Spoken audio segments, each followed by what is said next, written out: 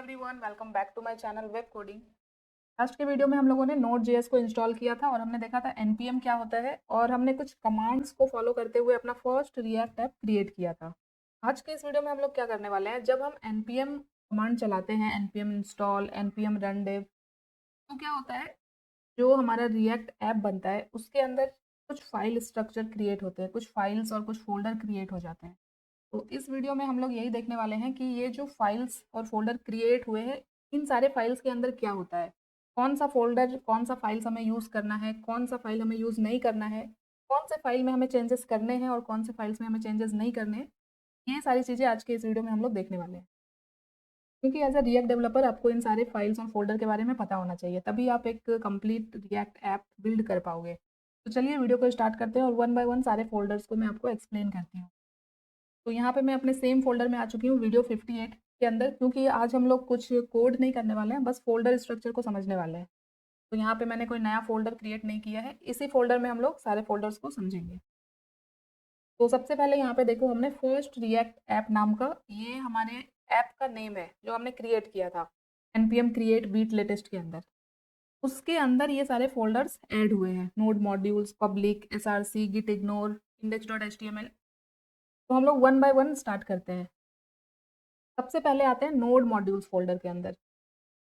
इस फ़ोल्डर के अंदर हमें कोई भी काम नहीं करना होता है, इसके अंदर हम कोई भी चेंजेस नहीं कर सकते हैं, क्योंकि ये जो फ़ोल्डर है ना, ये आप ऐसा समझ लो, ये रिएक्ट का इंजन है।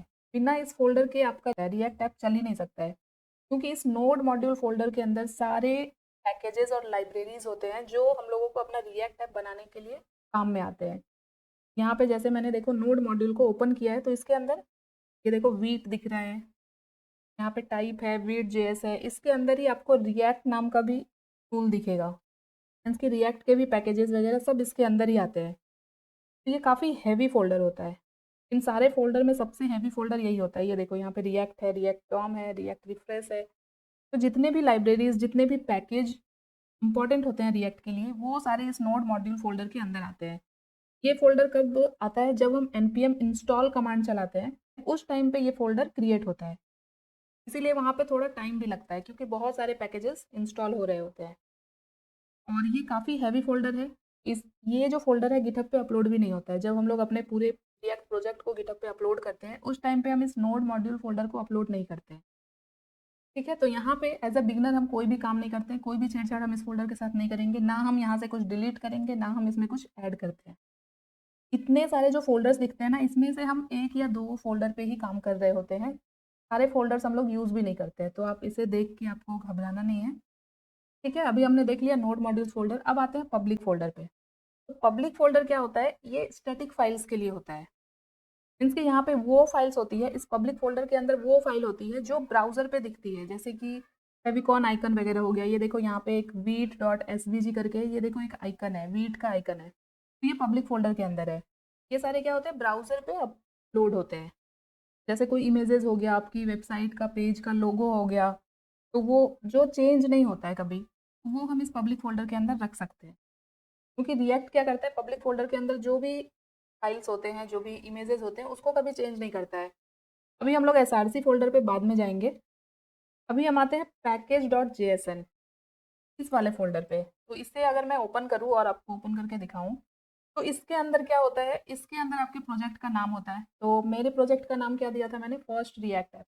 देख सकते हो प्रोजेक्ट का नाम दिख रहा है, प्राइवेट में ट्रू आ रहा है।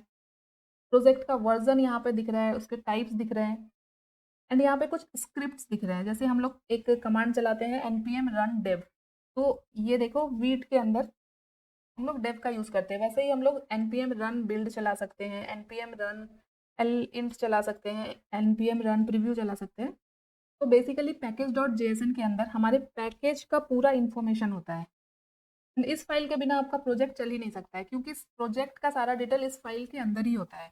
बिना इस फाइल के आपका प्रोजेक्ट रन नहीं करेगा। अगर आप चाहें तो इस फ़ोल्डर को डिलीट करके अपने प्रोजेक्ट रन करके देख लेना, आपको एरर ही आएगा, आपका प्रोजेक्ट रन ही नहीं होगा। तो देखा जाए तो रिएक्ट का जो हमारा प्रोजेक्ट है, उसका ये ब्रेन होता है। इसी फ़ोल्डर की वजह से हमारा रिएक्ट प्रोजेक्ट चल रहा होता है। अभी इसके अंदर 2 और चीज़ होती है। सबसे पहले तो प्रोजेक्ट का डिटेल देख लिया हमने, नेम, टाइप, स्क्रिप्ट वगैरह।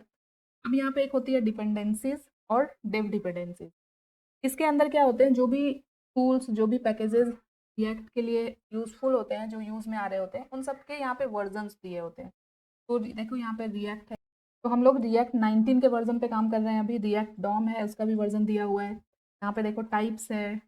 ये जो डिपेंडेंसी और डेफ डिपेंडेंसीज है, ये कहाँ से आती है? ये नोड मॉड्यूल से आती है। नोड मॉड्यूल्स के अंदर मैंने आपको दिखाया था वीट। ये देखो वीट है यहाँ पे। वीट को अगर आप ओपन करोगे तो उसके अंदर जो भी चीज़ें हैं वो सब आपको दिखेगी, बट हमें इतना इन डिटेल नहीं जाना है। यहाँ पे अगर आप इंस्टॉल करोगे तो आपको रिएक्ट वगैरह भी दिख जाएंगे। ये मैं आपको ऑलरेडी दिखा चुकी हूँ आई थिंक। ठीक है, तो बेसिक यही है कि पैकेज डॉट जेएसएन के अंदर क्या होता है, हमारे प्रोजेक्ट का सारा इन्फॉर्मेशन होता है। तो हमने क्या क्या देख लिया? हमने देखा नोड मॉड्यूल्स, हमने देखा पब्लिक फोल्डर, हमने पैकेज डॉट जेएसएन भी देख लिया। अब हमारे पास एक आता है पैकेज लॉग डॉट जेएसएन। इसे ओपन करते हैं और देखते हैं इसके अंदर क्या है। तो इसके अंदर भी हमारे प्रोजेक्ट का कुछ इन्फॉर्मेशन ही होता है। ये जो फोल्डर है ना, ये ऑटोमेटिकली जनरेट होती है। इसके अंदर भी हम लोग कुछ मैनुअली एडिट नहीं करते हैं। यहाँ पे देख सकते हो इसके अंदर भी प्रोजेक्ट की इन्फॉर्मेशन है। हमारे प्रोजेक्ट का नेम है, प्रोजेक्ट का वर्जन दिख रहा है, पैकेजेस जो भी यूज़ हुए हैं हमारे इस प्रोजेक्ट के अंदर वो यहाँ पे दिख रहे हैं। तो जो भी पैकेजेस और टूल हमारे रिएक्ट प्रोजेक्ट के अंदर यूज़ हो रहे हैं ना, उसके एग्जैक्ट वर्जन को दिखाता है ये। देखो रिएक्ट का यहाँ पे वर्जन दिख रहा है, रिएक्ट डॉम का वर्जन दिख रहा है, वीट का वर्जन दिख रहा है, ग्लोबल्स है। तो एग्जैक्ट वर्जन का रिकॉर्ड रखता है ये फोल्डर। तो ये भी फोल्डर हमारे यूज़ में नहीं आने वाला है। तो इसे मैं क्लोज करती हूँ। तो हमने क्या क्या देखा? Node modules, public folder, package dot JSON, package lock JSON. अब यहाँ पे एक वीट कॉन्फ़िग डॉट जेएस है। तो ये क्या है? ये वीट का जो कॉन्फ़िगरेशन है ना, उसका फाइल्स है। इसके अंदर प्लगइन्स होता है, पाथ होता है, बिल्ड होता है। ये देखो प्लगइन्स हैं। तो अगर आप बिगनर हो तो आपको इस फाइल को टच भी नहीं करनी है। ठीक है, तो ये भी हमारे किसी काम का नहीं है। इसे भी क्लोज किया मैंने। अब एक यहाँ पे है रीडमी डॉट एमडी। तो ये डॉक्यूमेंटेशन फाइल होता है। इसके अंदर प्रोजेक्ट का डिस्क्रिप्शन वगैरह होता है, किस तरह से हमें हमारा प्रोजेक्ट रन करना है, ये सारे डॉक्यूमेंटेशन इसके अंदर होते हैं। तो हमने ये सारे देख लिए। अब हमारे पास एक है गिट इग्नोर। तो गिट इग्नोर क्या होता है? ये वो फाइल है जो हम लोग गिट पे अपलोड नहीं करते हैं। मीन्स कि जब हम अपने प्रोजेक्ट को गिट के ऊपर अपलोड करते हैं, गिटहब के ऊपर, तो ये जो फाइल्स है, ये हमें बताता है कि कौन कौन से फाइल्स, जो अनवांटेड फाइल्स हैं जिसे हमें गिटहब पे अपलोड नहीं करना है, वो सारे फाइल्स इसके अंदर होते हैं। जैसे कि नोड मॉड्यूल, क्योंकि मैंने आपको बताया नोड मॉड्यूल क्या है, सबसे हैवी फाइल है, क्योंकि उसके अंदर सारे लाइब्रेरी पैकेज होते हैं। तो वो हम गिट पे अपलोड नहीं करेंगे। ठीक है, तो गिट इग्नोर ये करता है, तो मोस्टली हम इसका भी यूज़ नहीं करने वाले हैं। तो अभी तक मैंने आपको जितने फोल्डर्स बताए उस पर हम कुछ भी काम नहीं करने वाले हैं। Node module, public folder, git ignore, package lock JSON, package dot JSON, vite config, इसे हम लोग टच भी नहीं करने वाले हैं। अब हमारे पास एक फोल्डर बच जाता है एसआरसी, और एक है index dot H T M L. तो एक ये एसआरसी फोल्डर और index dot H T M L. Index dot H T M L पहले मैं आपको बताती हूँ। Index dot H T M L क्या है? ये एक single H T M L file है, क्योंकि हमने क्या पढ़ा था कि रिएक्ट क्या है, सिंगल पेज एप्लीकेशन बनाने का काम करती है। तो इसके अंदर एक ही H T M L file हो सकता है। तो ये जो index dot H T M L file है, इसके अंदर देखो सिर्फ एक डिव है, कोई भी कंटेंट नहीं है। और इस डिव के अंदर एक आईडी दी गई है रूट। रिएक्ट इसी रूट के अंदर, इसी डिव के अंदर पूरी वेबसाइट को इंजेक्ट करता है। अब ये कैसे होता है, ये मैं आपको थोड़ा सा यहाँ पे एक्सप्लेन करूंगी। इसमें इसमें भी हम लोग मैनुअली कुछ भी कोड ऐड नहीं करते हैं। ये एक index dot H T M L की फाइल बनी हुई है, बस एक डिव दिया हुआ है जहाँ पे आईडी दी गई है रूट। अब इसके अंदर किस तरह से पूरी वेबसाइट आती है इस डिव के अंदर, अब मैं आप लोगों को वो बताने वाली हूँ। ठीक है, तो अब हम आते हैं एसआरसी फोल्डर के ऊपर। अब ये जो एसआरसी फोल्डर है, ये सबसे मेन फोल्डर होता है। इस फोल्डर के अंदर हम अपनी एक्चुअल कोडिंग करते हैं रिएक्ट की। जितने भी फ़ोल्डर्स हैं उस पे हम कहीं पे भी कोड नहीं करते हैं, सिर्फ एसआरसी फ़ोल्डर के अंदर आप देख सकते हो बहुत सारी चीज़ें हैं। एसेट्स है, app dot C S S है, app dot J S X है, index dot C S S है, main dot J S X है। तो ये सारे क्या है अभी मैं बताती हूँ आपको। अभी के लिए बस आप समझ लो कि एसआरसी फ़ोल्डर, सिर्फ और सिर्फ एसआरसी फ़ोल्डर ही हम लोग यूज़ करने वाले हैं। हम ये index dot H T M L को भी यूज़ नहीं करेंगे। ये जो कोड है ये एज इट इज़ रहेगा, यहाँ पे हम कुछ चेंज नहीं करेंगे और ना अपना खुद से कुछ कोड लिखेंगे। ठीक है, तो अब आते हैं। ठीक है, एसआरसी के अंदर देखते हैं कि क्या है। एसआरसी के अंदर सबसे पहले है एसेट। तो एसेट से आप लोगों को समझ में आ रहा होगा कि क्या है। इसके अंदर हम अपने इमेजेस फोल्डर रख सकते हैं, अपने सीएसएस की फाइल्स को रख सकते हैं, जो हम लोग कंपोनेंट में इंपोर्ट करके यूज़ करते हैं। जब हम लोग एक नॉर्मल HTML CSS जावास्क्रिप्ट से वेबसाइट बनाते हैं, उस टाइम पे भी हम लोग एक इमेजेस फ़ोल्डर बनाते हैं या फिर एसेट फ़ोल्डर बनाते हैं, जिसके अंदर क्या रखते हैं हम लोग सारे इमेजेस, अपनी CSS फाइल। वैसे ही यहाँ पे SRC के अंदर एसेट फ़ोल्डर होता है।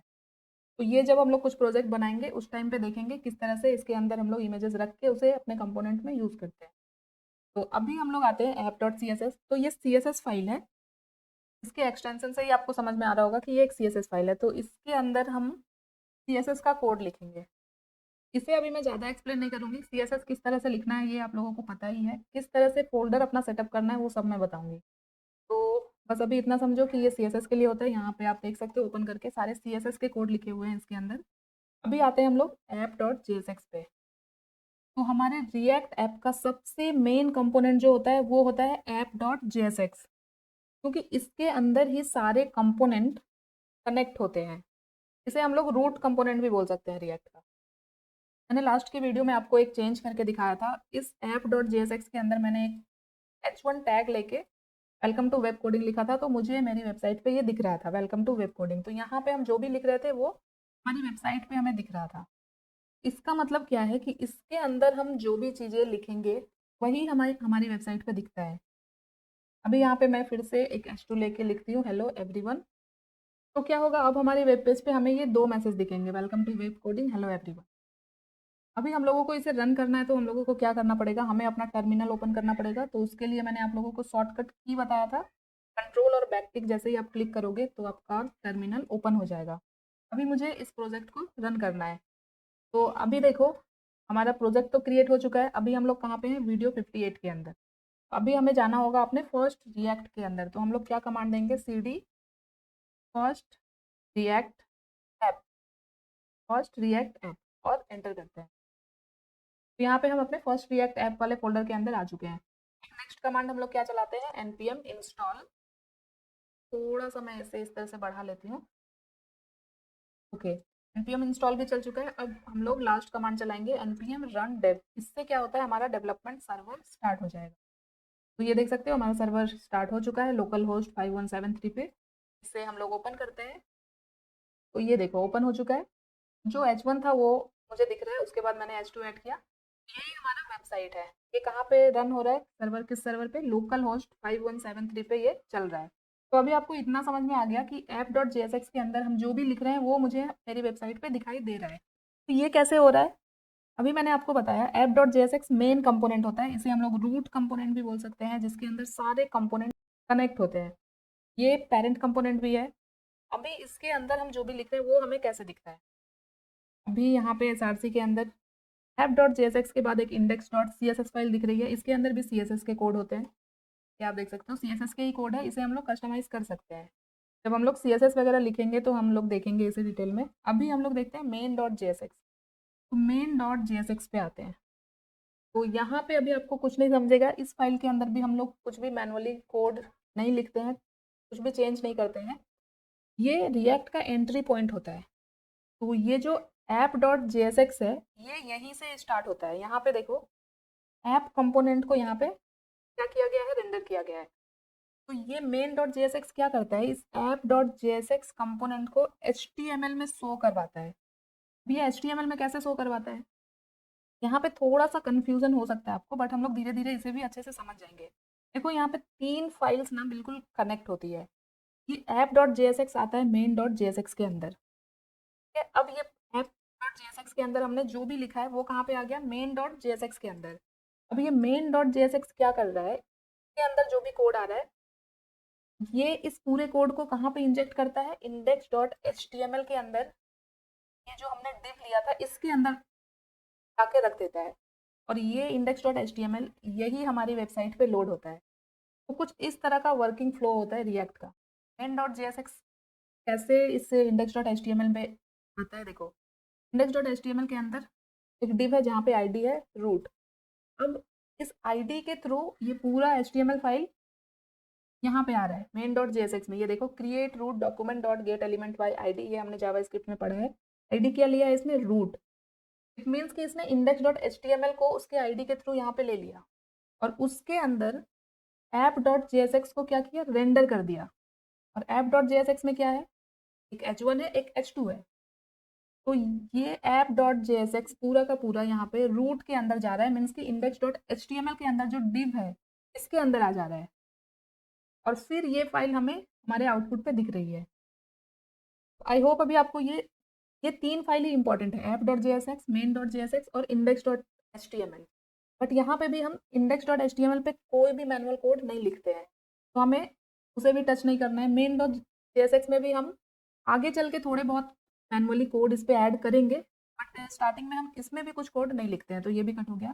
तो देखा जाए तो सिर्फ और सिर्फ ऐप डॉट JSX पे ही हम लोग अपनी पूरी कोडिंग करते हैं, क्योंकि इसके अंदर हम जो लिखेंगे ऐप डॉट JSX के अंदर, यही जाता है हमारा मेन के अंदर, और फिर मेन से जाता है इंडेक्स डॉट HTML के अंदर। तो कुछ ऐसा फ्लो है रिएक्ट का। आई होप अभी आप लोगों को फोल्डर स्ट्रक्चर समझ में आ गया होगा, कौन से फाइल्स को आपको इग्नोर करना है, कौन से फोल्डर को इग्नोर करना है, कौन से फोल्डर्स पे आपको काम करना है, ये सारी चीज़ें आप समझ गए होंगे। अभी यहाँ पे SRC के अंदर आई होप मैंने सारी चीज़ें आपको बता दी। ये इंडेक्स डॉट CSS में हम CSS का कोड लिखते हैं, ये ग्लोबल CSS का काम करता है, इसकी पूरी वेबसाइट का CSS हम इस इंडेक्स डॉट CSS के अंदर लिख सकते हैं। जितने भी कंपोनेंट बनाएंगे हम, जैसे अभी एक ही कंपोनेंट है यहाँ पे, हम मैनुअली किस तरह से कंपोनेंट बनाते हैं ये हम नेक्स्ट वीडियो में देखेंगे। तो इस इंडेक्स डॉट CSS के अंदर हम जो भी CSS लिखेंगे वो सारे कंपोनेंट पे अप्लाई होगा। इस वीडियो में हमने फोल्डर स्ट्रक्चर को समझ लिया अच्छे से, हमने रिएक्ट का फ्लो समझ लिया, किस तरह से वेबसाइट पे कंटेंट रेंडर होता है, कौन सा फाइल्स किस तरह से कहाँ पे जा रहा है वो हम देख चुके हैं। आई होप अभी आपको रिएक्ट का फोल्डर स्ट्रक्चर अच्छे से समझ में आ गया होगा। नेक्स्ट वीडियो से हम लोग अपना कंपोनेंट वगैरह क्रिएट करना सीखेंगे, किस तरह से हम नए कंपोनेंट बना सकते हैं, किस तरह से ऐप डॉट JSX में सारे कंपोनेंट को हम कनेक्ट कनेक्ट कर सकते हैं, ये सब हम लोग नेक्स्ट वीडियो में देखेंगे। तो ये वीडियो अच्छी लगी हो तो वीडियो को लाइक कर देना और लोगों तक शेयर करो, और अगर अभी तक चैनल को सब्सक्राइब नहीं किया तो चैनल को सब्सक्राइब कर लें। मिलते हैं नेक्स्ट वीडियो में, तब तक के लिए thank you so much guys for watching this video. Bye bye.